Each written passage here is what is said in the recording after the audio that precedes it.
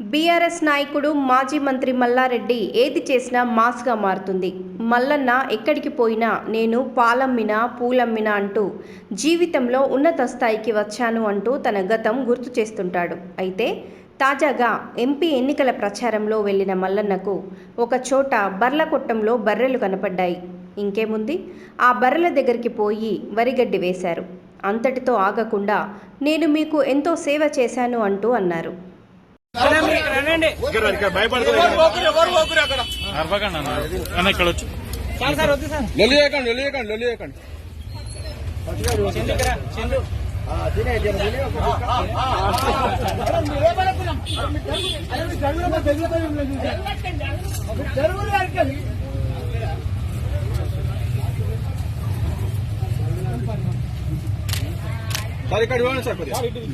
మీరు లైట్ తీసుకోండి.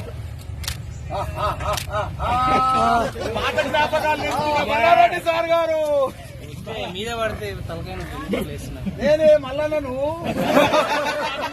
సేవ చేసింది.